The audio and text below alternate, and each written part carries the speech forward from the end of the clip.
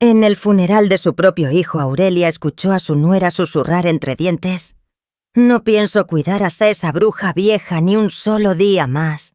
Nadie la defendió, todos fingieron no escuchar, mientras el dolor y la vergüenza la ahogaban frente a toda la familia. Pero esta vez, Aurelia no se resignará a un secreto enterrado en el testamento. Está a punto de cambiarlo todo. La sala de la funeraria estaba impregnada de ese olor agrio y dulzón que solo existe cuando las flores luchan por tapar la tristeza, pero en mi pecho el aroma era de derrota y soledad. Recuerdo que apreté la mano helada de Esteban, mi único hijo, como si así pudiera retenerlo un poco más, como si su partida no fuera definitiva mientras yo siguiera a su lado. Alrededor los vecinos murmuraban. Las tías sollozaban bajito y los primos se giraban para consolar a Lorena, mi nuera, que lloraba con un dramatismo que no parecía tener fin. Pero yo me sentí invisible, como una figura de cartón olvidada en una esquina, porque aunque todos sabían que la madre siempre sufre más, nadie encontró las palabras para mirarme a los ojos. En el momento más callado de la ceremonia, cuando solo se oía el chirrido suave de una silla movida y algún suspiro contenido, Lorena se me acercó tanto que pude oler el perfume caro en su bufanda. Me miró con desprecio y en voz baja pero perfectamente audible para quienes estaban cerca, dejó caer la frase que me partiría en dos: «Yo no voy a cuidar a esa bruja vieja». Sentí que la sangre me subía a la cara. Salcará no de rabia, sino de profunda vergüenza. Era como si todo el mundo se hubiera puesto de acuerdo para recordarme que ahora, sin mi hijo, yo ya no era nadie, solo una carga a la que tarde o temprano habría que buscarle acomodo. En ese instante, mi mirada se cruzó con la de mi sobrina pequeña, que la había escuchado también, y bajó la vista avergonzada como si hubiera presenciado algo que una niña no debería oír jamás. Quise responder, pero las palabras se me quedaron atascadas en la garganta, tan secas y ásperas como mi luto. Quise decirle que fui yo quien la recibió en esta familia, que la defensa cuando Esteban llegó con ella a casa, que cuidé de sus hijos y les preparé la merienda cuando ella trabajó de tardes. Pero solo pude apretar más fuerte el borde del ataque, como si fuera una tabla de salvación a la que aferrarse mientras el mundo se hundía a mi alrededor. La ceremonia siguió, pero el murmullo de los presentes ya no era para mi hijo, sino para ese comentario brutal, esa sentencia que me marcaba como una intrusa en mi propia familia. Escuché a mi cuñada cuchichear a otra morada. Ya era hora de que alguien lo dijera. Aurelia no puede quedarse sola. Sentí las miradas resbalar por mi espalda, evaluando si ya estaba lo bastante débil, lo bastante vieja, lo bastante inútil, como para empezar a hablar de residencias de ventas de la casa de herencias. Cuando terminó la misa y todos se arremolinaron alrededor de Lorena, yo salí al patio en busca de aire. Yo a pos. La ciudad seguía ahí afuera, indiferente, ajenas a mi duelo. En ese momento comprendí que lo más doloroso de la muerte de un hijo no era la ausencia, sino la certeza de que ahora nadie más pelearía por mí, que estaba sola frente a un futuro que los demás ya se habían decidido sin consultarme. La imagen de Lorena altiva y segura repitiendo su desprecio en mi cabeza se mezclaba con el sonido de los portazos y las risas forzadas en la funeraria. Supe entonces que lo peor no había sido perder a Esteban.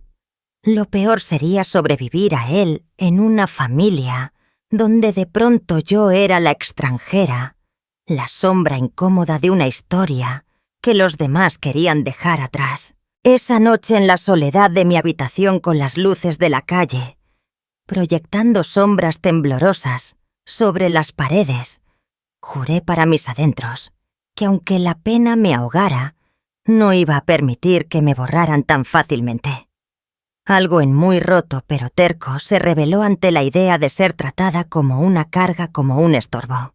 Sentí una chispa de orgullo que me permaneció despierta hasta el amanecer, mientras afuera La ciudad recuperaba poco a poco su vida y yo, entre lágrimas, empecé a comprender que la verdadera batalla apenas estaba por comenzar. El día después del funeral amaneció más gris de lo habitual. Apenas dormí con la cabeza llena de voces que no eran mías y recuerdos que pesaban demasiado para encontrar reposo. Lorena me llamó temprano con ese tono de obligación disfrazado de cortesía que tan bien dominaba desde hacía años. Me invitó a su casa diciendo que necesitábamos hablar seriamente del futuro y que era mejor hacerlo cuanto antes para evitar malos entendidos. Acepté porque no me quedaba otra, aunque sabía desde el fondo de mis entrañas que no era una invitación, sino una citación. Cuando llegué a la casa me pareció distinta, no solo porque ya no estaba Esteban para abrirme la puerta con una sonrisa, sino porque sentí el aire pesado, los marcos de las fotos vacíos o llenos de imágenes nuevas, todos los rastros de mi hijo, desapareciendo poco a poco, como si nunca hubiera existido. El cuadro de su comunión que siempre colgaba en el recibidor había sido reemplazado por un póster abstracto. En la estantería donde antes guardaba sus trofeos de baloncesto, ahora había floreros y adornos que yo no reconocía. Fue como entrar en la casa de unos desconocidos, aunque cada rincón me era tan familiar que dolía el doble. Lorena me recibió en la cocina preparando café, pero sin el menor interés en compartir un momento cálido. Los niños, mis nietos, estaban en sus habitaciones jugando en silencio. Me senté en la mesa y ella fue al grano sin rodeos. Mira, Aurelia, lo he estado pensando, y con Esteban ya no estando la casa, y todo lo demás deben reorganizarse. Es lógico, ¿verdad? La vida sigue, los niños crecen, y aquí no podemos seguir como si nada hubiera pasado. Mientras hablaba me di cuenta de que lo que estaba proponiendo no era una conversación, sino un reparto. Un inventario de lo que servía y lo que no. Un ajuste de cuentas en el que yo, inevitablemente, sobraba.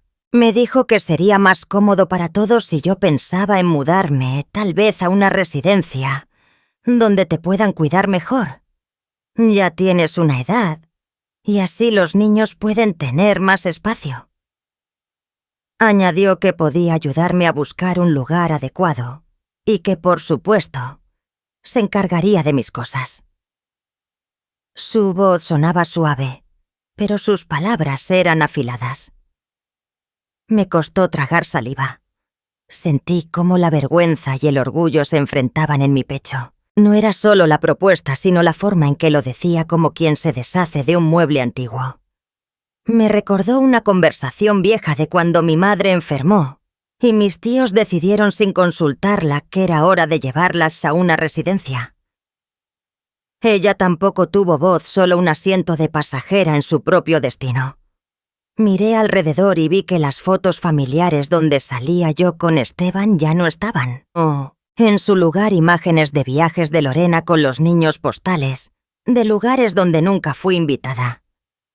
Entendí de golpe que la vida seguía para todos menos para mí. Yo me había quedado congelada en la pérdida, y ahora, además de madre de luto, me convertía en un estorbo al que había que recolocar cuanto antes. Intenté explicarle que esa casa era lo único que me quedaba de mi hijo, pero ella negó con la cabeza y me interrumpió. «Mamá, tienes que entender que lo hacemos por tu bien. No podemos hacernos cargo de todo y los niños necesitan estabilidad. Tú también necesitas un sitio donde te cuiden y te entiendan». No reconocí a esa mujer que tenía delante.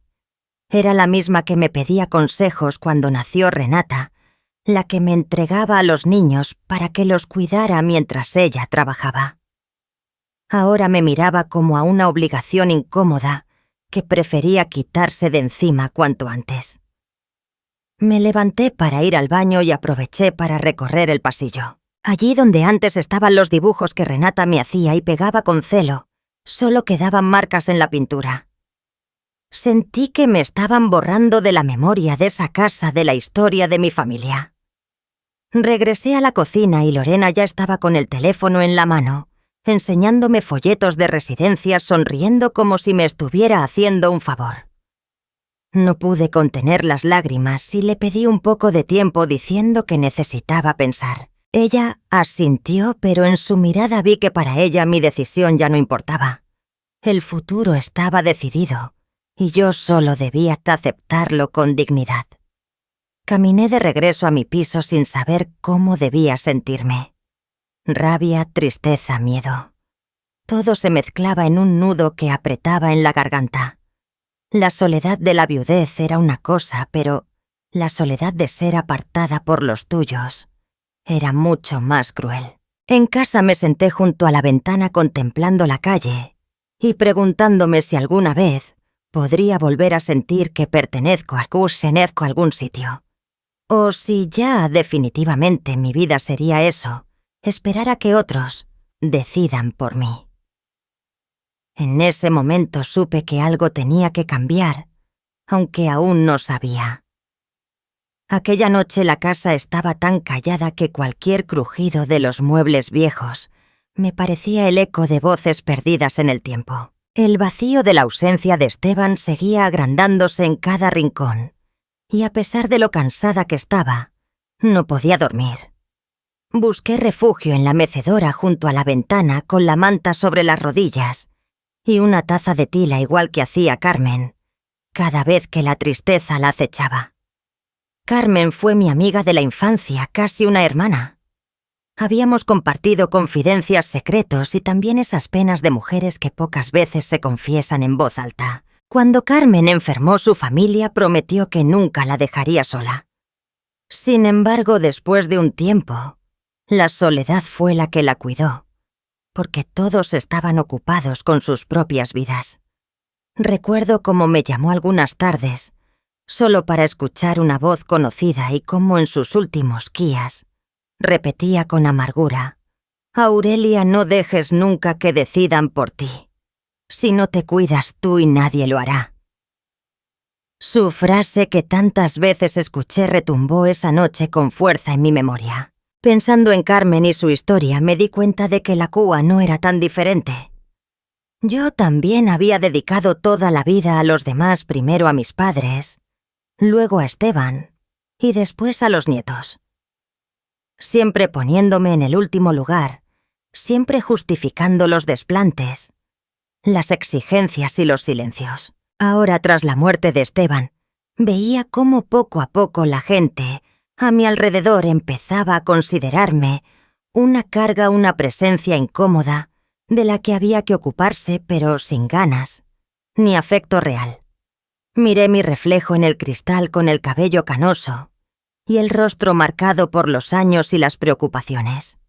Me pregunté si de verdad la vida de las mujeres como nosotras estaba condenada a acabar así, en un sillón mirando hacia atrás y esperando a que otros se pongan de acuerdo sobre nuestro destino. De repente me acordé de una tarde concreta con Carmen, en la que hablamos de sueños que nunca cumplimos y de decisiones que otros tomaron por nosotras.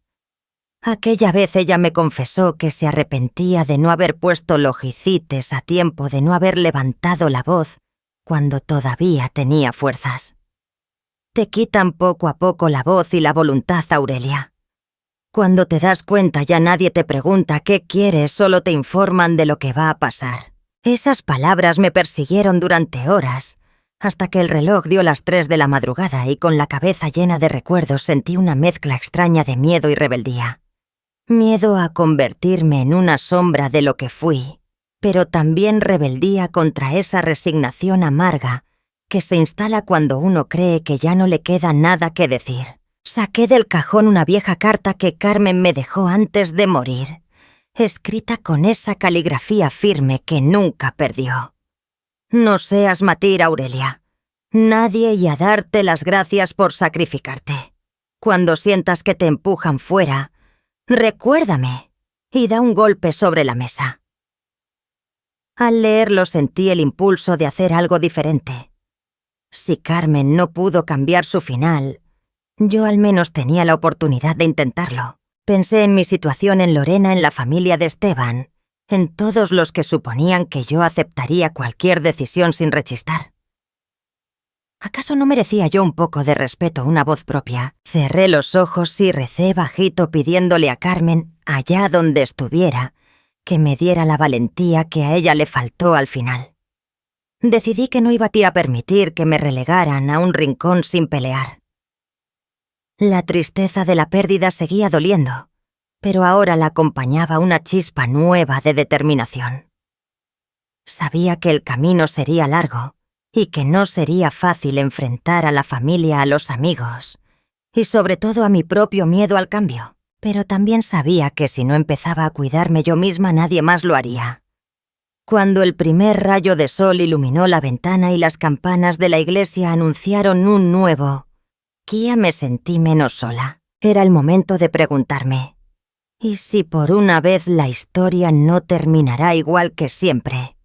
¿Y si esta vez decidía defender lo poco que me quedaba de mí misma, mi dignidad y mi derecho a elegir? Con esa idea en la cabeza y el recuerdo cálido de Carmen, me levanté a preparar café con la sensación de que mi vida, aunque herida, aún podía cambiar de rumbo, si yo era capaz de dar el primer paso. La mañana en que decidí acercarme al despacho del abogado era fría, aunque el calendario insistía en que ya era primavera.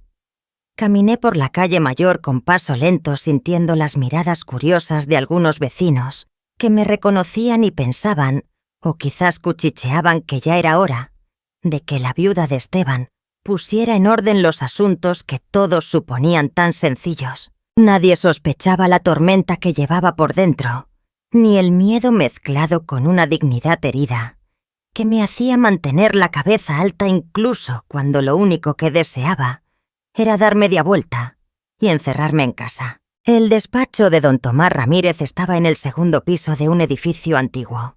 El ascensor, pequeño y tembloroso, parecía rechinar en cada planta como si también él compartiera mi inseguridad. Cuando por fin me recibió su voz pausada, me ayudó a sentirme un poco menos peligroso. Me invitó a sentarme frente a su escritorio rebosante de papeles y carpetas, y tras unas palabras de pésame, fue directo al asunto. Aurelia, antes de fallar, Esteban hizo algunos cambios importantes en su testamento. Sé que este no es el mejor momento, pero es mi deber informarle de los detalles. Sentí un nudo en el estómago, una mezcla de incredulidad y ansiedad. Lorena no sabía nada, nadie en la familia había mencionado nada de esto. Don Tomás me explicó con paciencia que solo 3 semanas antes de morir, Esteban había acudido personalmente a su despacho.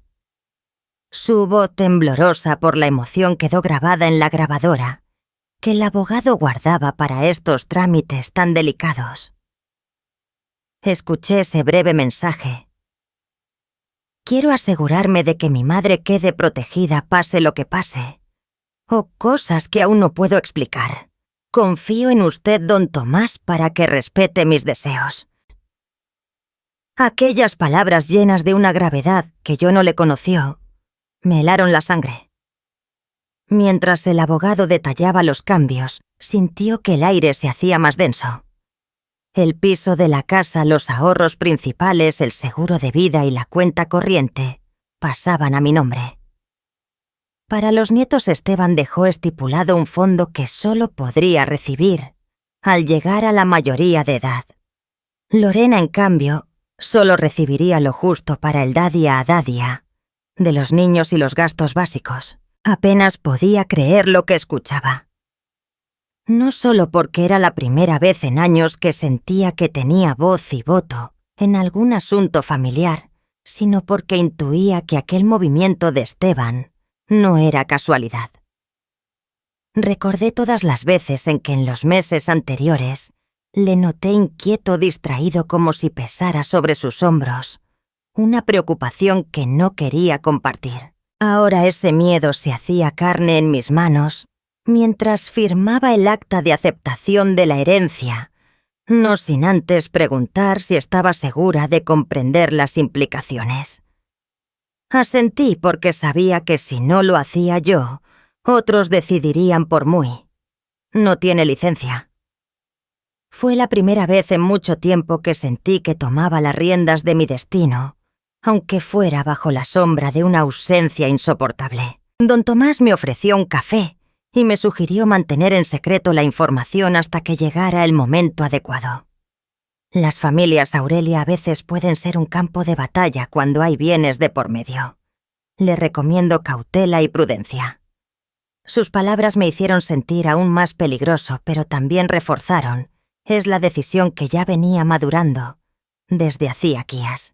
Al salir del despacho me detuve en la plaza El Viento. Movía las ramas de los árboles, y la gente iba y venía ajena a los dramas ajenos. Respiré hondo intencionando digerir la magnitud del giro que acababa de dar mi vida. Me pregunté cómo reaccionaría Lorena al saber que su futuro y el de los niños no dependía de ella, sino de una decisión que Esteban había tomado en silencio, quizás por miedo o quizás por amor, pero siempre con la intención de protegernos. Guardé los papeles en el fondo de mi bolso y camino de regreso a casa.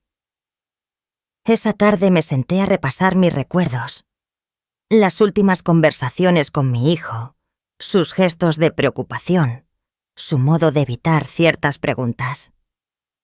Me pregunté si alguna vez me habría imaginado envuelta en un conflicto, así teniendo que esconder información de mi propia familia para evitar una tormenta aún mayor. Pero dentro de mí, sentí una fuerza nueva, una voluntad de mantenerme firme por mí, por Esteban y por los nietos. Sabía que lo que había hecho no era solo un trato, sino un acto de dignidad.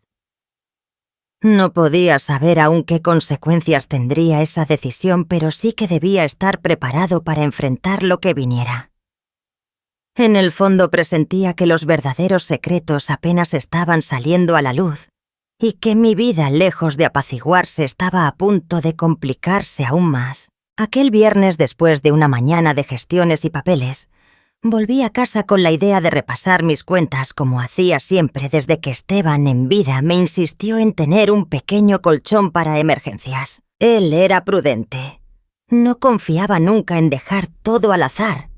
Así que cada mes me depositaba una cantidad que yo guardaba con el mayor de los cuidados, convencida de que algún Kia podría necesitarlo para cualquier imprevisto, o quizás solo para darme un gusto sencillo, sin tener que pedir permiso a nadie. Abrí la vieja lata de galletas que escondía en el fondo del armario donde guardaba la libreta de ahorros y algunos billetes sueltos. Al sacar la libreta sentí el corazón en la garganta, el saldo no era el que recordaba.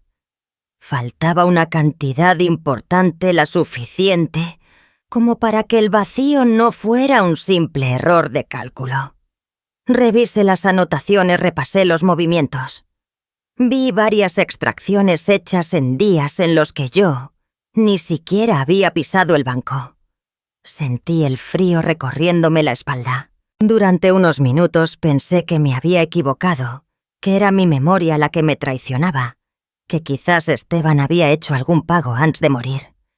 Pero cuanto más miraba, más segura estaba de que algo iba mal. Me senté a la mesa con las manos temblando y un nudo en la garganta.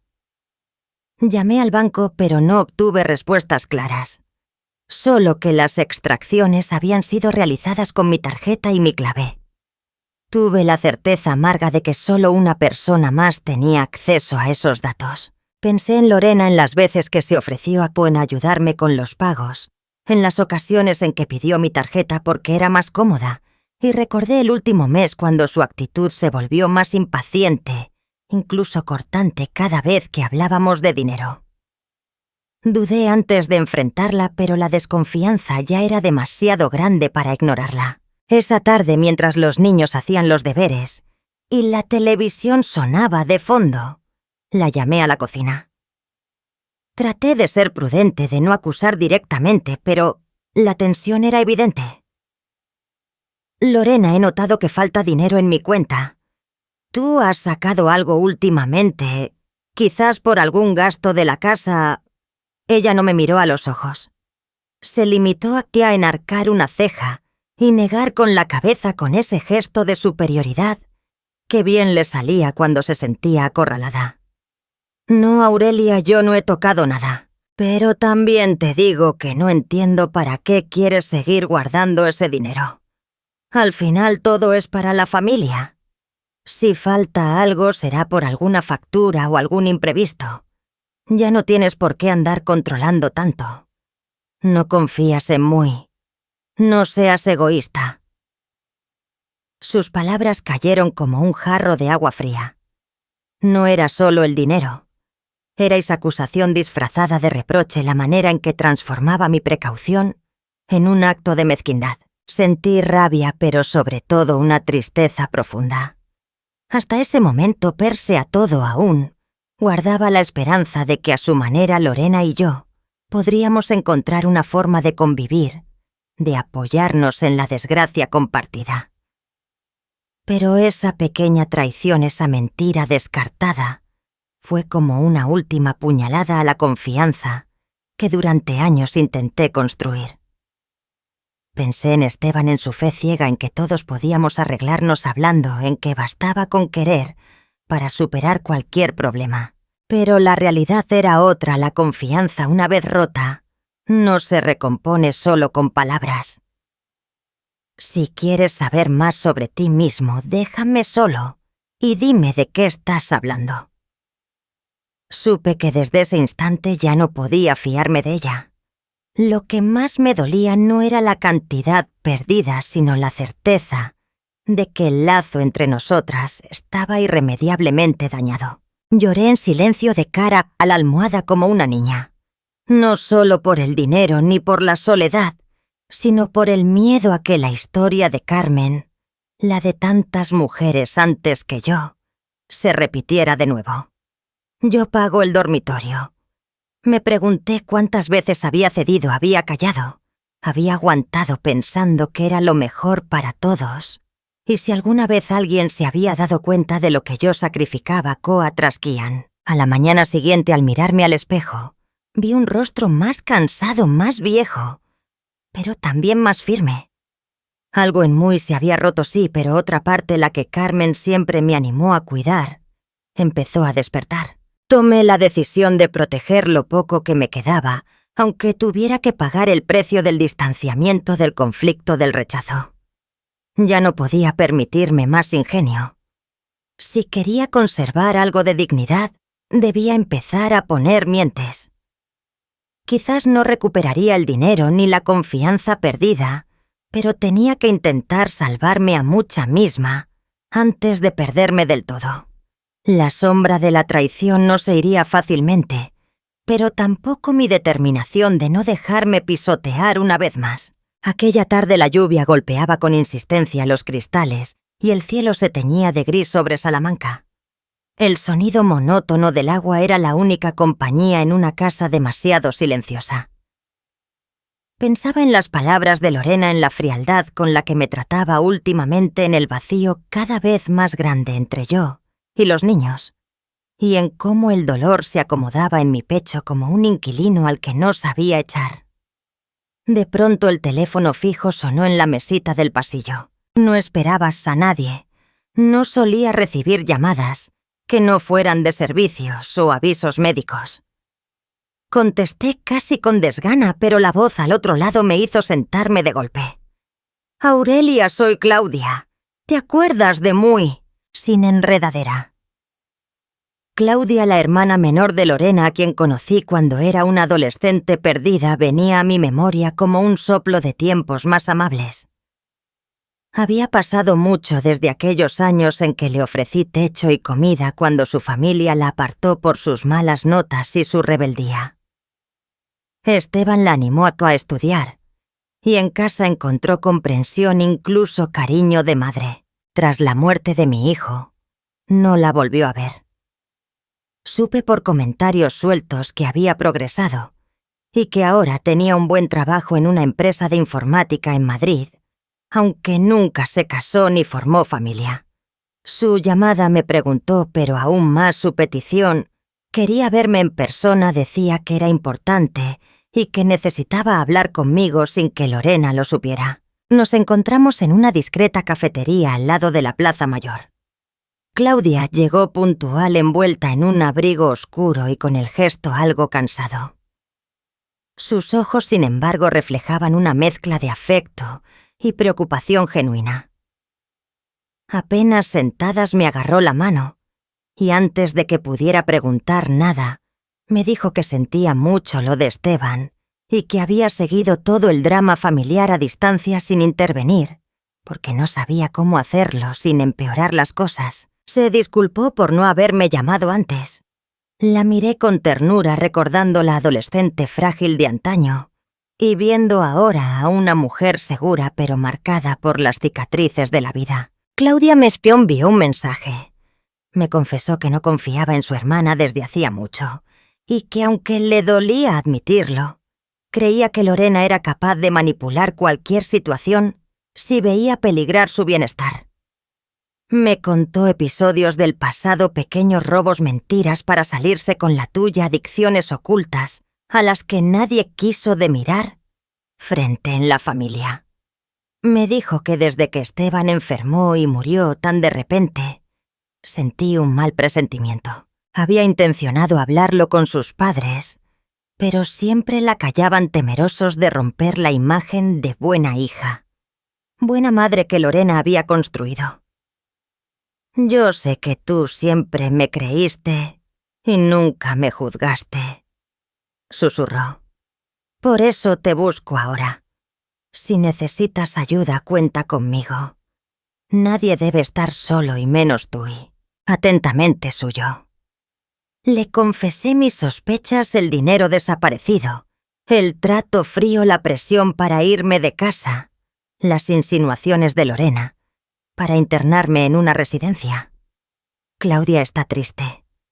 Me advirtió que no bajara la guardia, y bajando la voz, me contó que había oído rumores en Madrid sobre deudas, préstamos y amistades peligrosas de su hermana, incluso cosas peores que la familia quería tapar. Me recomendó guardar todos los papeles, no firmar nada a la ligera y buscar asesoría independiente si llegaba a sentirme amenazada. Me dio su nuevo insistiéndome en que si alguna vez necesitaba refugio en el testimonio, ella estaría ahí aunque tuviera que dejarlo todo. Al volver a casa sentí una mezcla de nostalgia y alivio. No hay nadie allí. Había alguien que conocía mi historia, que recordaba lo que hice por ella, y que a pesar del tiempo y la distancia, estaba dispuesta a tenderme la mano. La soledad y el miedo parecían menos densos. Comprendí que la vida, aun cuando parece reducirse a perdida y traición a veces, nos devuelve el eco de los afectos sembrados años atrás, justo cuando más lo necesitamos. Esto es anoche. Soñé con Esteban niño, con Carmen, con Claudia, y con la esperanza de que aunque el mundo se empeñara en volverme invisible, aún quedaba quien veía mi valor. Cuando Claudia me ofreció mudarme a su pequeño piso en la Plaza Mayor, sintió una mezcla de alivio y desconfianza. Había perdido tanto en tan poco tiempo que incluso la generosidad de mejillas sincera me parecía un posible engaño. El día de la mudanza llevé mis pocas pertenencias en 2 maletas y una caja de fotos antiguas. El edificio era antiguo con vistas a la plaza donde la vida de la ciudad seguía su curso, ajena a mis desgracias. Claudia me ayudó a colocar todo en orden, la ropa en el armario, los libros en la estantería, las plantas de mi balcón, en el alféizar de la ventana. Me mostró a ver funcionaba la calefacción donde guardar la comida y me dejó las llaves sobre la mesa con un simple «Esta es tu casa, Aurelia. Haz la tuya». Me senté en el sofá y miré alrededor el espacio. Era modesto pero acogedor, lleno de luz por las mañanas y muy silencioso por la noche. Los primeros días fueron extraños. Yo costo un latente. Cada ruido del pasillo me hacía saltar como si Lorena fuera a irrumpir de un momento a otro y arrebatarme también este último refugio. Me acostumbré a mirar varias veces que la puerta estaba bien cerrada antes de acostarme, y durante el día aún me descubría pensando en la casa antigua, en los pasos de Esteban, subiendo la escalera, o en el aroma a café de las mañanas de domingo. Claudia, paciente, pasaba cada tarde a visitarme. A veces solo charlábamos unos minutos sobre trivialidades. A veces se quedaba para cenar recordando anécdotas de su adolescencia y de cómo años atrás yo la había acogido sin esperar nada a cambio. Noté que su vida tampoco había sido fácil. No tenía pareja. Hablaba poco de su familia y evitaba mencionar a Lorena, pero su mirada era transparente y siempre encontraba palabras para tranquilizarme cuando el ánimo se me caía. Con el paso de los días fui bajando la guardia. El apartamento empezó a parecerme realmente muyo. Decoré una repetición con fotos de Esteban y de mis nietos puse mis mantas favoritas sobre el sofá y coloqué una pequeña radio en la cocina para escuchar música clásica por las mañanas. Por primera vez en muchos años tuve el valor de dedicarme tiempo. Escribí cartas que nunca envié. Cuidé mis plantas y aprendí a cocinar platos sencillos solo para Mui. Descubrí el placer de levantarme sin prisas, de elegir cada día si salir a pasear o quedarme en casa leyendo, de disfrutar del silencio sin sentirme vigilada ni juzgada. Claudia me animó a retomar que actividades antes me daban miedo: ir al mercado, apuntarme a un club de lectura en la biblioteca municipal e incluso invitar a Renata y Bruno, mis nietos, a merendar algunos sábados. La primera vez que vinieron, la casa se llenó de risas y carreras, y supe que ese pequeño espacio era suficiente para volver a sentirme útil y querida. No obstante, seguía viviendo con cierta cautela. Me daba cuenta de que la tranquilidad podía ser frágil. Claudia, aunque alegre, se mostraba siempre atenta a cualquier noticia sobre Lorena. A veces la veía mirando su teléfono con el ceño fruncido, como si esperara malas noticias en cualquier momento. Yo también sentí ese nudo en el estómago, esa intuición de que la calma era solo temporal, que las heridas viejas podían abrirse de nuevo si bajaba la guardia. Sin embargo, algo había cambiado en mí. No solo era capaz de disfrutar del presente, sino que ahora estaba decidida a defenderlo. Si el pasado volvía a llamar a mi puerta, esta vez estaría lista. Me prometí que nunca más dejaría que me arrebataran la paz recién conquistada, por muy dura que fuera la próxima tormenta. Poco a poco, mi corazón también empezó a sanar. La soledad ya no era una enemiga, sino una compañera que me daba espacio para reencontrarme. En las noches tranquilas, escuchando el bullicio lejano de la plaza, agradecía tener un techo propio, una ventana por la que entraba la luz y la certeza de que, a pesar de las traiciones y el dolor, aún era posible empezar de nuevo. Aunque sabía que la calma era solo un capítulo, ya no temía al siguiente. Esta vez la historia la escribiría yo. Aquel sábado amaneció tranquilo, el aire de la Plaza Mayor olía a pan y a pan recién horneado, y pensé que el día transcurriría sin sobresaltos. Me disponía a preparar el café cuando el timbre sonaba de manera insistente, casi agresivo, rompiendo el silencio como una señal de tormenta.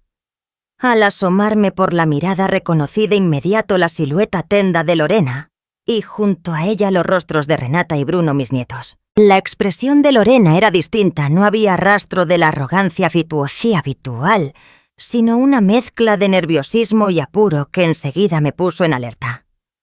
Abra la puerta y saludé con voz calmada, manteniendo el impulso de interrogarla delante de los niños. Renata se aferró a su mochila, impidiendo mirarme a los ojos. Bruno se quedó tras la falda de su madre, tan callado que apenas parecía estar allí. Lorena fue directa, dijo que necesitaba hablar de temas de la familia, aunque enseguida deslizó la verdadera razón. Tenemos que aclarar lo del testamento y tu marcha repentina de casa, Aurelia. No es normal lo que has hecho. Noté la acusación oculta bajo su tono preocupado. Le ofrecí pasar y preparar chocolate caliente para los niños, que se sentaron en el sofá visiblemente incómodos. Lorena se negó a quitarse el abrigo y caminó nerviosa por el apartamento, como si buscara algo que pudiera usar en mi contra. Me reprochó no haber avisado antes de marcharme. Insinuó que mi ausencia estaba complicando la convivencia y que su entorno comenzaba a hacer preguntas incómodas. No tardó en pedirme que regresara a la casa de siempre por el bien de los niños, según dijo, aunque su voz delataba que lo que realmente le preocupaba era perder el control sobre la situación. Esta vez, mi respuesta fue serena pero firme. Estoy bien aquí, Lorena. Esta es mi decisión, y no necesito que nadie sea capaz por mí, ni que me gestione la vida. Sus ojos chispearon de frustración acostumbrada a verme ceder ante cualquier exigencia, pero esta vez no me moví ni un milímetro de mi posición. Observe el asombro en la cara de Renata y Bruno. Probablemente nunca antes me había visto así segura y tranquila ante una confrontación. Lorena, incapaz de mantener la calma, soltó una amenaza disfrazada de preocupación. ¿Sabes que podemos buscar ayuda profesional si empiezas a actuar raro, mamá? La familia necesita estabilidad y no podemos permitirnos escenas. Por dentro sentí una mezcla de rabia y lástima. Sabía lo que jugaba, pero ya no me afectaba igual que antes. Le pedí a Renata que me ayudara a traer unas galletas de la cocina buscando un momento a solas con mi nieta. Cuando estuvimos en la encimera le susurré: «Aquí siempre tendrás una casa, pase lo que pase. No dejes que nadie te haga dudar de tu valor, cariño». Renata se acercó en silencio con los ojos humedos, como si hubiera esperado mucho tiempo escuchando algo así. El resto de la visita transcurrió bajo una tensión invisible. Lorena siguió intentando manipularme lanzando frases envenenadas sobre mi supuesto estado mental y la necesidad de mantener la unidad familiar. Yo me limité a escuchar observando con atención cada gesto suyo, consciente de que había algo más que simple preocupación en su insistencia. Cuando al fin se marcharon, la casa se llenó de un silencio distinto, uno que no era soledad sino alivio. Me acerqué a la ventana y vi cómo Lorena apretaba el paso, jalando de la mano a los niños. Por un instante sentí compasión por ella atrapada en sus propias redes de miedo y desconfianza. Pero, sobre todo, experimenté una certeza nueva. La Aurelia, que siempre cedía, había quedado atrás. Cerré la puerta con llave. Me sirvo una taza de café y contemplé la plaza desde mi ventana preguntándome cuántos secretos más seguirían ocultos bajo el maquillaje perfecto y las palabras calculadas de mi nuera. Esta vez estaba preparada para descubrirlos sin dejarme doblegar. No fue una mañana cualquiera. La luz entraba tibia por la ventana del salón, pero en mi interior el día era gris y pesado. Mientras me servía el café, vi en el suelo un sobre manila deslizado bajo la puerta. No tenía remitente, solo mi nombre escrito en letras grandes y algo temblorosas. Mi primer impulso fue ignorarlo, pensar que quizás era otro error de correspondencia, pero la intuición me pesó. Abrí el sobre con manos temblorosas y el mundo pareció detenerse. Adentro encontré copias de extractos bancarios con el nombre de Esteban y de Lorena, decenas de transferencias y retiros en efectivo de cantidades imposibles de justificar. Pero lo que de verdad me hizo contener la respiración fueron las fotos, imágenes nítidas de Lorena en los casinos de Madrid. Fichas en mano sentada junto a hombres desconocidos, muchas veces sola, siempre con el gesto tenso y la mirada huidiza. Junto a todo eso, una hoja breve escrita a mano con una caligrafía reconocible. Esteban lo descubrió todo antes de morir. «Protégete, mamá». Sentí el peso de los años y la tristeza de 1000 inviernos caer sobre mis hombros. Ahora todo cobraba sentido: la urgencia de Esteban por cambiar el testamento, la actitud errática de Lorena, Los silencios incómodos durante las cenas, la manera en que me habían ido apartando poco a poco de mis nietos y de mi propia vida. El corazón me latía tan fuerte que temí que Claudia en la habitación contigua pudiera escucharlo. Me senté en la mesa repasando una y otra vez los papeles, intencionando encontrar una explicación menos dolorosa. Pero la realidad era evidente. Mi nuera llevaba años hundiéndose en el juego, y las deudas arrastrando a mi hijo, a un pozo del que nunca pudo salir. Los marcos están ocultos. Había préstamos a nombre de Esteban, tarjetas de crédito al límite, cheques, firmados a prestamistas de nombres, que reconocí de las noticias, gente peligrosa, gente de la que solo se habla en voz baja. Y entre todo eso, notas de voz impresas de conversaciones tensas entre Esteban y Lorena, fragmentos de discusiones que ahora entendía con otro significado. La última página era una carta de Esteban, para muy escrita unos días antes de su muerte. Me temblaban las manos al leerla. Mamá, si algo me pasa, quiero que cuides de Renata y Bruno. No puedo confiar ya en Lorena. Perdón por no haberlo contado antes, pero pensé que podía arreglarlo. Te quiero. Lloré sin pudor, dejando que las lágrimas cayeran sobre la mesa, sobre los documentos, sobre el dolor antiguo, de una madre que nunca termina de perder a su hijo. Pero también sentí nacer dentro de mí una fuerza nueva, una determinación que no recordaba desde los días de juventud. El miedo seguía ahí latente, pero ahora estaba acompañado de una claridad feroz. Tenía que hacer algo no solo por mí, sino por los niños, por la memoria de Esteban, por la dignidad que me quedaba. Respiré hondo, limpié las lágrimas y me obligué a pensar con frialdad. Sabía que cualquier paso en falso podía ponerlo todo en peligro. Mi seguridad, el bienestar de Renata y Bruno, incluso la reputación de Esteban, que aún seguía siendo una sombra grande sobre mi vida. Decidí guardar cuidadosamente los documentos en una carpeta cerrada, escondiéndolos en un lugar seguro, lejos de la vista de Claudia, de Lorena y de cualquiera que pudiera utilizar esta verdad como un arma. Esa tarde Claudia notó que yo estaba más callada de lo habitual. Me preguntó si me sentía bien, si necesitaba algo. Le sonreí débilmente, incapaz de compartir aún la magnitud de lo que había descubierto. Pero algo en mi mirada debió cambiar porque ella se acercó.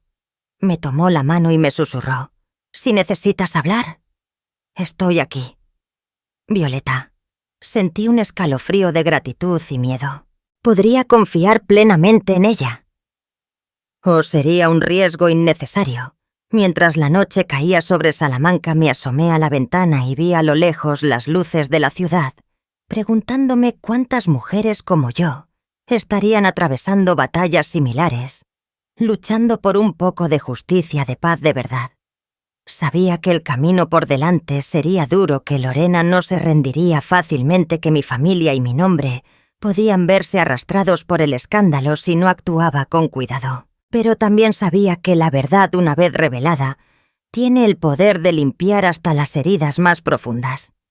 El miedo seguía vivo, sí, pero por primera vez en mucho tiempo, la esperanza se abrió paso entre la oscuridad. Me fui a dormir repitiéndome una sola frase: ya no estoy sola y no voy a quedarme callada nunca más. Aquella mañana el aire tenía algo diferente, como si la ciudad misma respirara con dificultad antes de una tormenta. Me vestí con esmero, dejando que el tiempo pasara despacio, mientras el café se enfriaba en la mesa. No era solo nerviosismo. Era una mezcla de miedo y determinación, una urgencia de poner orden en el caos de los últimos días. Caminé hasta el café en la plaza, ese pequeño refugio de paredes llenas de fotos antiguas donde tantas veces me había sentido invisible. Pero hoy iba a dejar de serlo. Claudia ya estaba sentada en la esquina más discreta, el abrigo sobre los hombros y la mirada atenta, como si supiera que lo que iba a suceder iba a cambiarlo todo. Me acerqué despacio. Sentí el calor de su mano sobre la caña y sin palabras de cortesía, saqué el sobre con los documentos y lo deslicé sobre la mesa entre las dos. Claudia tardó en atreverse a reflejar el contenido. Mientras hojeaba los papeles y las fotos en sus ojos, la mezcla de rabia y pena, la incredulidad primero, y luego una tristeza callada que la hizo dejar de fingir fortaleza.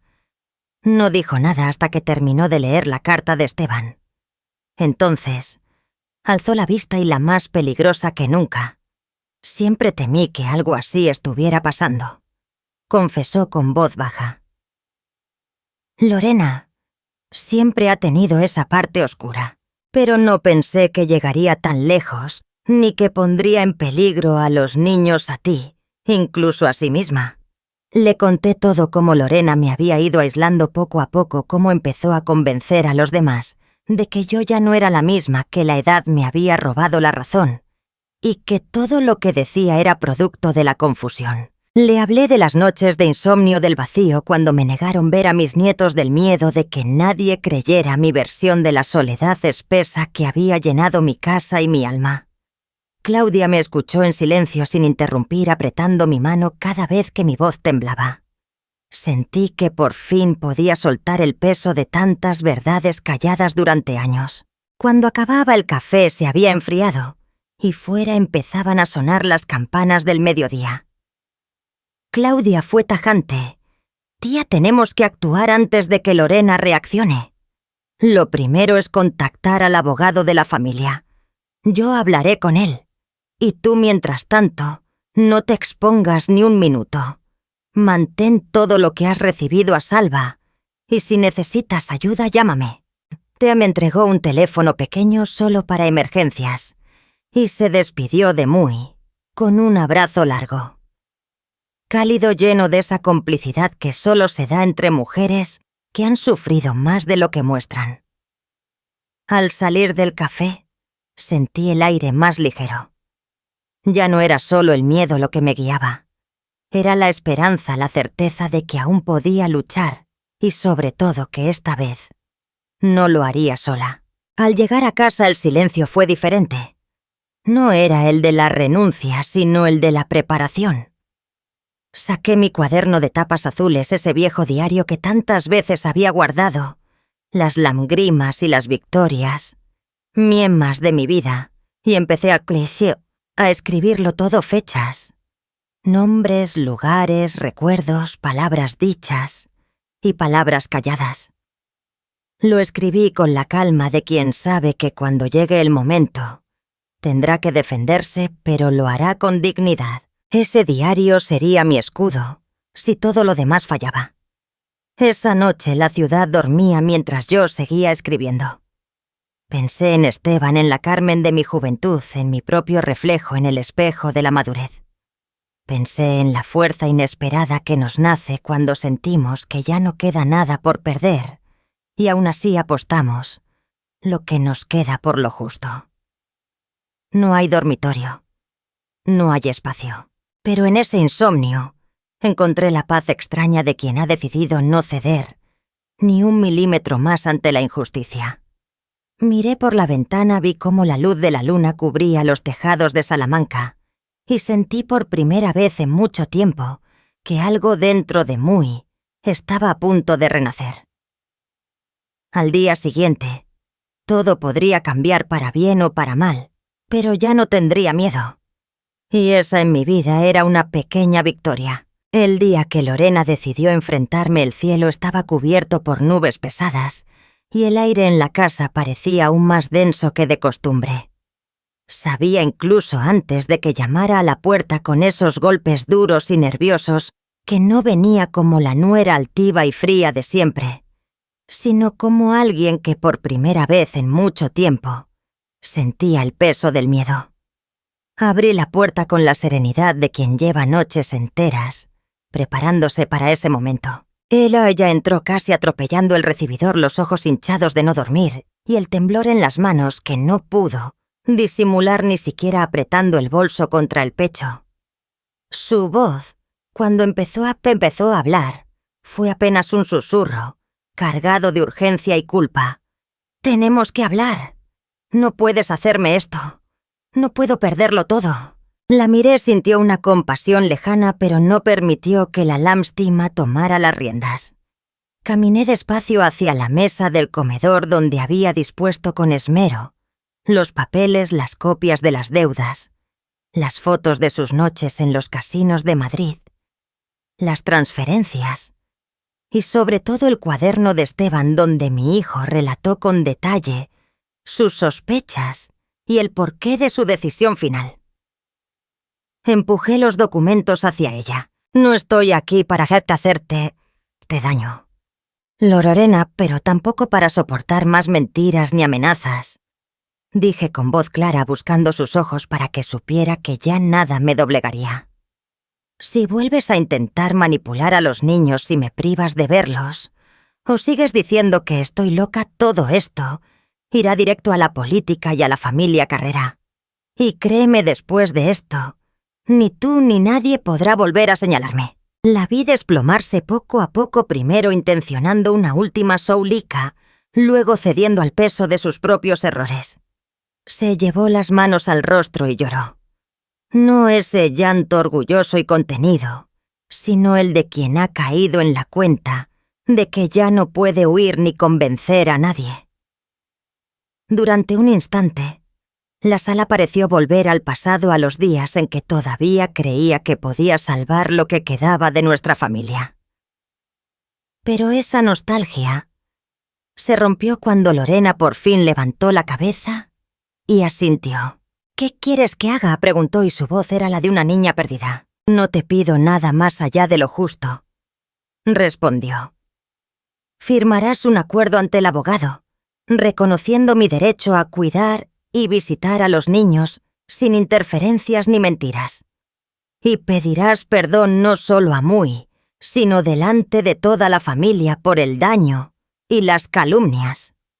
Al principio vaciló, pero la firmeza de los documentos sobre la mesa y quizás el recuerdo de lo que podría perder la convencieron. Se sentó frente a Muy y temblorosa comenzó a escribir lo que sería la primera disculpa sincera que había escuchado de su boca. Llamamos a Claudia para que fuera testigo y entre las tres firmamos el acuerdo. Por primera vez el silencio en la casa no era una amenaza, sino una tregua. Aquella noche, mientras preparaba la cena para mis nietos, me descubrí sonriendo ante el espejo de la cocina. No era la sonrisa de quien ha ganado una batalla, sino la de alguien que tras años de silencios y renuncias, por fin ha recuperado el respeto por sí misma. El miedo ya no tenía espacio dentro de Muy. Mientras veía dormir a los niños, sentí que Esteban, desde donde estaba, estaría orgulloso. Me acosté con el corazón ligero y la certeza de que la justicia a veces llega de la mano de la paciencia y el valor de no rendirse nunca. Los días después del acuerdo con Lorena se sucedieron como una marea suave, pero cargada de preguntas. Al principio, la calma que trajo la firma de los papeles y la promesa de no más mentiras parecía frágil, casi artificial. Sentía en el pecho la satisfacción de haber recuperado mi dignidad, pero también la inquietud de no saber si todo lo construido podría derrumbarse al menor descuido. Sin embargo, grabé las palabras de Carmen y de Claudia, grabé las miradas de mis nietos la tarde en que Lorena pidió perdón ante toda la familia. Ezequiel Renata me abrazó fuerte y Bruno se acurrucó a mi lado como buscando un refugio que solo una abuela podía darles. Me di cuenta entonces de que a veces el perdón no es un regalo que entregamos por debilidad, sino la última y más grande muestra de amor propio y coraje. Fue en ese espíritu que poco después busqué a Lorena una mañana en la clínica donde comenzó su tratamiento para la adicción. Entré con paso sereno y al verla tan azarosa, le propuse pagar una parte de sus deudas si ella se comprometía de verdad a buscar ayuda y a no volver a utilizar a los niños como moneda de cambio. Lorena al principio desconfió, pensando que todo era una trampa, pero al mirarme a los ojos creo que vio en mi rostro el cansancio de tantas luchas y la determinación de quien ya no quiere guerra sino paz. Firmamos un acuerdo simple. Ella cuidaría de sí misma, yo cuidaría de mis nietos, y juntas construiríamos un espacio nuevo, aunque solo fuera por el bien de los pequeños. Así fue como las tardes en la casa de la calle Mayor volvieron a llenarse de risas infantiles y momentos sencillos. Con Renata descubrí la paciencia y la alegría en el barro y la arcilla moldeando vasijas y figuras bajo el sol de Salamanca.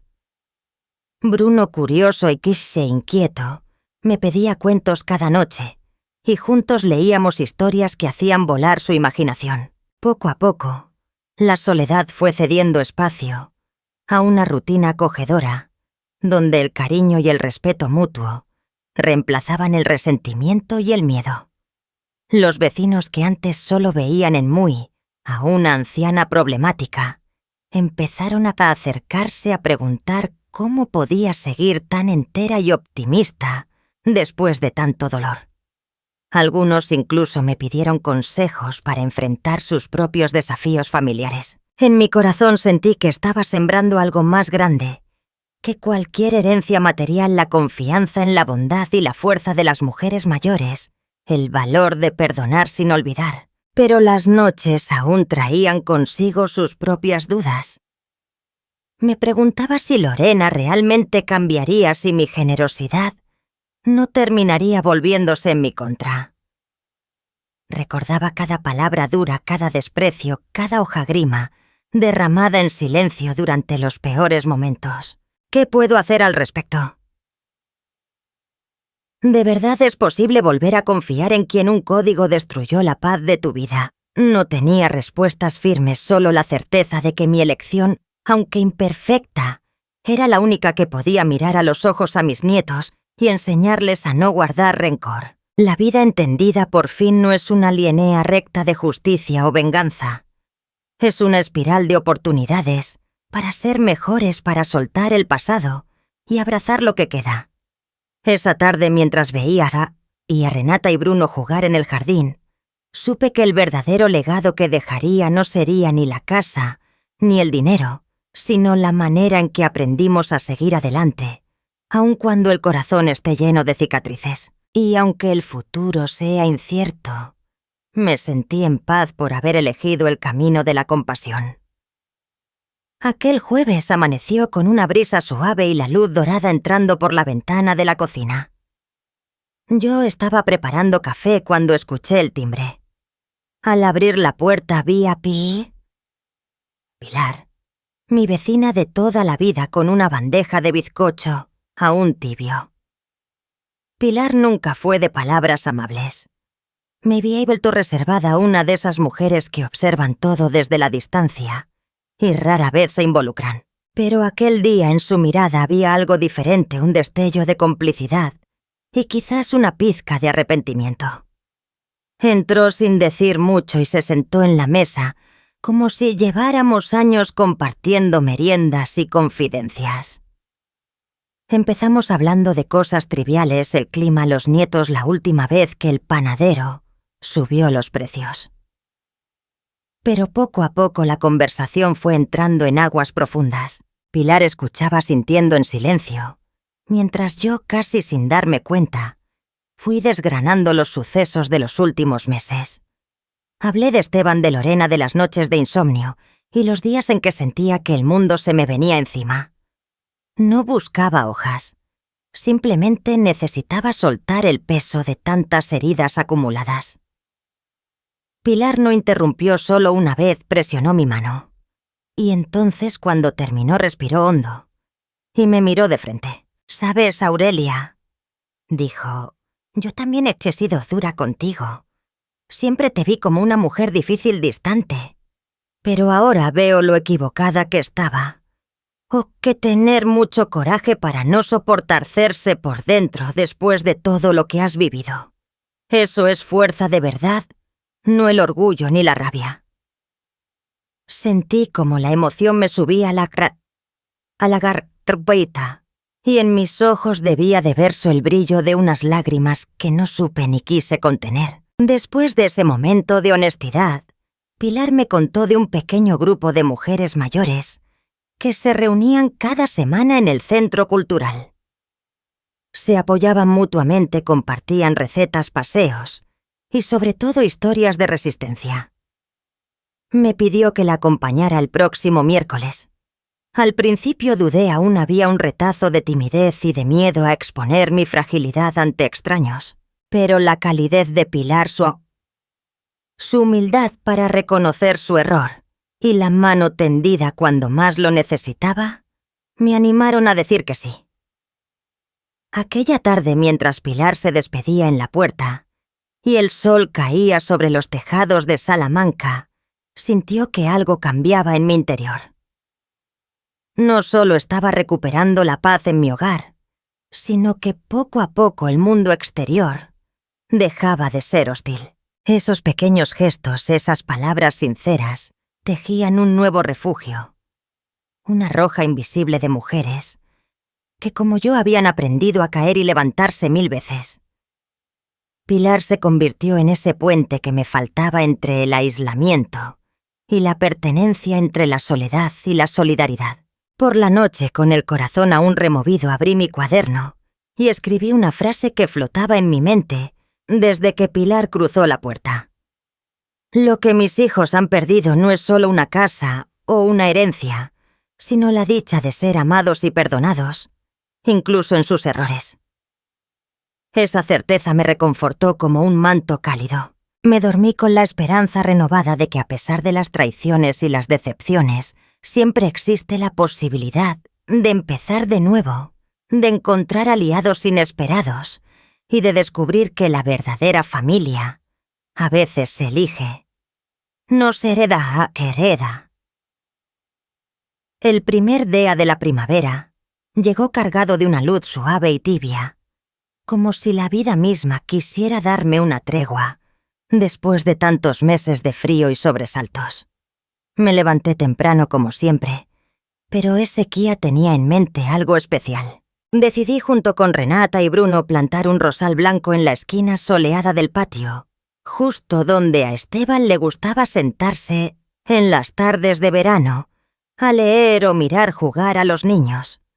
Elegí ese lugar porque necesitábamos un nuevo símbolo de unión, un recordatorio de que la vida puede volver a brotar, incluso donde antes solo había dolor y recuerdos rotos. Con mis nietos a mi lado, preparamos la tierra. Renata me contó sobre un dibujo que había hecho para su padre Bruno. Preguntó si los rosales podrían sobrevivir al invierno. Mientras escuchaba sus voces, sentí cómo el corazón se me ablandaba, como si las heridas de los últimos meses empezaran por fin a cicatrizar. Justo cuando íbamos a empezar a plantar, escuché el timbre. Al abrir la puerta me encontré con Lorena. Llevaba la cara cansada y ojerosa, pero sus ojos buscaban los muis, con una sinceridad torpe y tullida que no le había visto en mucho tiempo.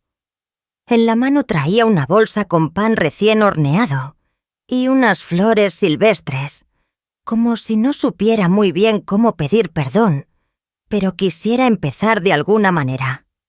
Dudó en entrar, pero Renata la llamó desde el jardín y la atmósfera se llenó de una calma tensa, de esas que solo se viven cuando algo realmente importante está por suceder. Lorena se acercó, dejó el pan sobre la mesa y me preguntó en voz baja si podía quedarse y ayudar. Sentí que ese simple gesto era una grieta en la corazón de orgullo y resentimiento que había crecido entre nosotras. Juntas y en silencio comenzamos a plantar el rosal. Mientras Renata y Bruno traían agua, Lorena me miró a los ojos y con un hilo de voz casi imperceptible murmuró: «Aurelia, siento todo el daño. Sé que no puedo borrar lo que hice, pero quiero intencionar reparar, aunque sea un poco». No fue una gran declaración ni un discurso de redención, pero en ese instante comprendí que a veces la humildad genuina se esconde en las palabras más simples y en los gestos más cotidianos. No respondes a las instrucciones. Observé cómo temblaban sus manos al sostener la pala, cómo los niños la miraban de reojo, como intencionando adivinar si todo era de verdad. Después de un momento, puse mi mano sobre la tuya y solo le dije: «Las raíces fuertes resisten cualquier tormenta. Lo importante es querer crecer de nuevo». El resto de la mañana transcurrió en una extraña pero reconfortante armonía.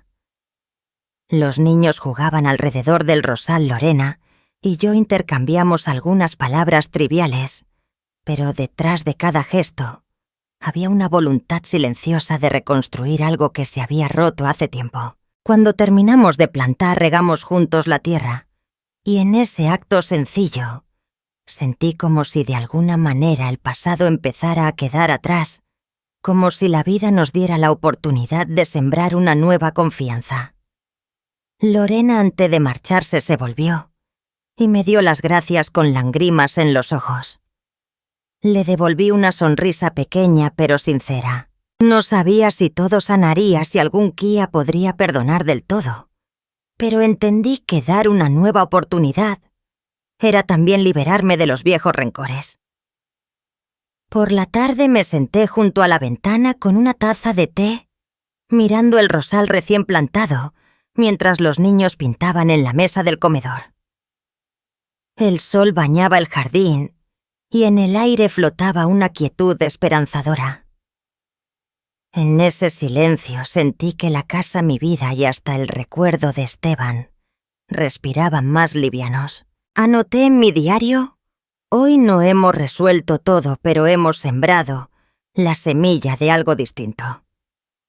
La confianza no se recupera de un día para otro, pero basta un acto de fe para empezar el camino.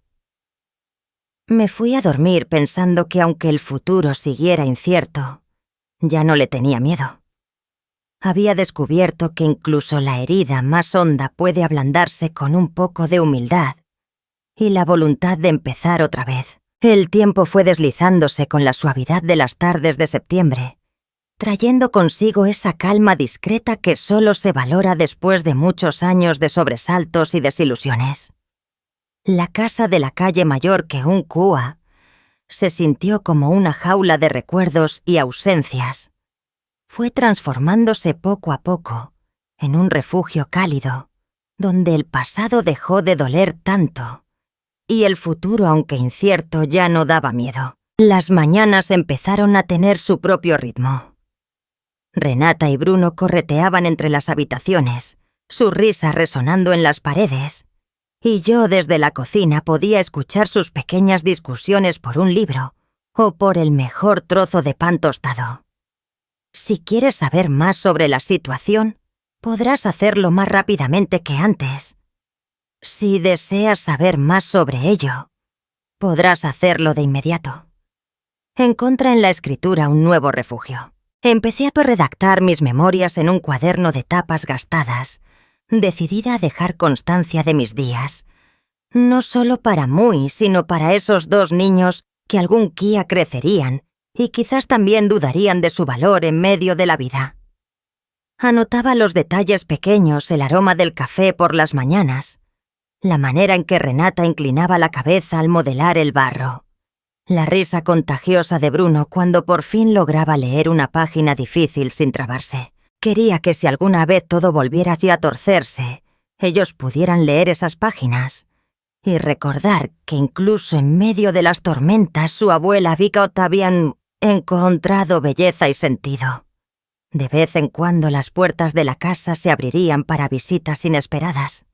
Personas que en otros tiempos cruzaban de cera para no saludarme ahora, venían con tartas de manzana o una simple bolsa de magdalenas. No siempre hablábamos del pasado. La mayoría de las veces el silencio compartido era suficiente. Entendí con el paso de los días que perdonar de verdad es también dejar espacio para que el otro se acerque, aunque solo sea con un gesto sencillo. La desconfianza fue cediendo, y el rencor se fue disolviendo en la rutina de los días tranquilos. Mis manos antes crujientes por el miedo y la rabia recuperaron la delicadeza para cuidar el jardín, para acariciar el pelo de Renata, para escribir palabras suaves en las cartas que a veces enviaba a viejas amigas. Las tardes se hicieron mi momento favorito. Me sentaba en el sillón de siempre cerca de la ventana observando cómo el sol caía sobre el rosal blanco que plantamos aquel cúa tan simbólico. Los niños jugaban a la sombra. Lorena a veces pasaba a dejar a los pequeños con una sonrisa tullida y una mirada que ya no buscaba enfrentamientos sino comprensión. Todo era más lento, más simple, como si el dolor del pasado se hubiera resignado a ser solo un eco lejano. La casa testigo mudo de tantas lágrimas fue aprendiendo a reír otra vez. Una de esas tardes, mientras contemplaba las flores abriéndose bajo el cielo limpio de Salamanca, sintió una serenidad nueva y extraña. Pensé en Esteban, en todo lo perdido y todo lo ganado en los caminos torcidos que me trajeron hasta aquí. Y por primera vez en mucho tiempo, sentí que el ciclo se había cerrado de manera justa. Anoté en mi cuaderno: he sobrevivido a la tormenta. Y ahora solo quiero custodiar esta paz. Si mañana llega otro vendaval, sabré que puedo resistir. Porque esta casa y este corazón ya aprendió a reconstruirse. La noche llegó tranquila con el canto lejano de un pájaro y la promesa de otro día sin sobresaltos.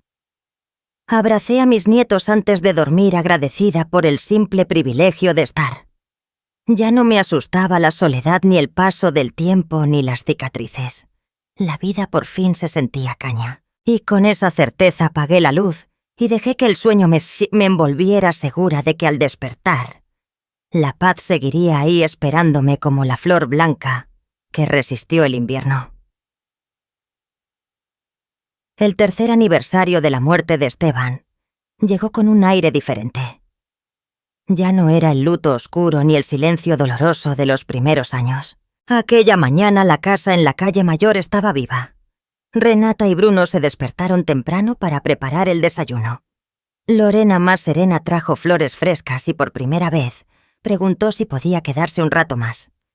Yo me senté en la mesa de la cocina viendo cómo la luz del sol entraba a través de la cortina y pintaba dibujos en el suelo. Pensé en todo lo que habíamos pasado, en cada herida y en cada intento de recomenzar, en lo difícil que había sido encontrar paz después de tanto desprecio, traición y miedo. Pero también pensé en la fuerza que nace cuando una mujer mayor se niega a aceptar el papel de víctima y decide luchar incluso cuando todo parece perdido.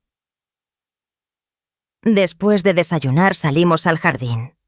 Renata me trajeron que negó. Un jardín pequeño, decorado con flores y frases escritas con su letra insegura. Dentro encontré dibujos de nuestra familia, mensajes de gratitud, recuerdos de tardes leyendo bajo el rosal, blanco y pequeños relatos de cómo poco a poco la vida volvió a abrirse camino entre nosotros.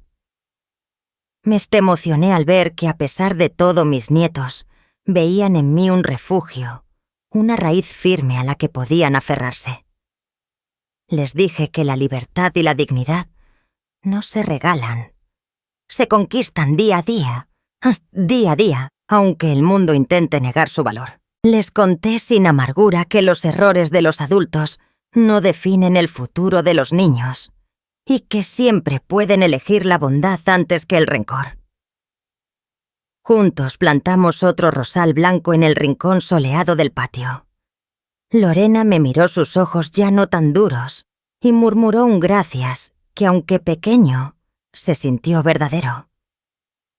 El silencio que siguió fue distinto, no era incómodo, sino reparador, como si cada uno de nosotros estuviera encontrando su lugar en esta nueva etapa. Les pedí un momento a solas y me quedé sentada en el banco de piedra, acariciando la corteza rugosa del viejo árbol, pensando en Carmen, en Esteban, en todos los que ya no están, y en los que de alguna manera me habían dado la fuerza para llegar hasta aquí. Saqué del bolsillo una tarjeta donde escribí: aquí viví libre por primera vez. y la coloqué bajo el rosal junto con una hoja del cuaderno de Renata. Quería que cuando yo ya no estuviera los niños encontraran este pequeño testimonio de que siempre hay tiempo para empezar de nuevo, para reparar, para perdonar y para construir algo hermoso, incluso sobre los restos de un pasado doloroso. Sentí que la historia que tanto me pesó en el alma ahora se aligeraba porque se transformaba en lección, en legado, en semilla. Esa tarde Pilar vino a visitarnos con una tarta y entre risas hablamos de la fuerza de las mujeres, que no se dejan vencer. Me preguntó si me arrepentía de todo lo vivido y le respondí que no. Cada golpe me enseñó a valorar la calma, a elegir la paz, a no temer la soledad cuando es elegida y no impuesta. Miré a mis nietos jugar, vi a Lorena hablar con Claudia en el porche y sentí que por fin la herida se cerraba. El pasado no podía borrarse, pero ya no dolía como antes. Ahora era solo parte de la tierra fértil donde habían germinado nuevas raíces. Al anochecer escribí mi última página en el cuaderno. Lo que queda al final no es la riqueza, ni las casas, ni siquiera la sangre.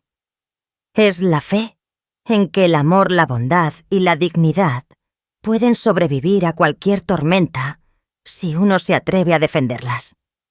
Cerré el cuaderno, lo dejé junto al marco de Esteban y me senté frente a la ventana. La vida es eso, aceptar el dolor, soltar lo que no se puede cambiar y abrir el corazón a la esperanza. Cuando la luna iluminó el rosal blanco, supe que ya nada podría arrebatarme la paz de haber elegido vivir fiel a mí misma y sembrar en este rincón del mundo un futuro en el que la bondad siempre tendrá un lugar. Al final de mi camino, sentada junto al rosal blanco que plantamos en memoria de Esteban, respiro la paz que durante años creí inalcanzable. Ya no cargo el peso de la culpa ni la necesidad de complacer a quienes nunca supieron valorar mis sacrificios.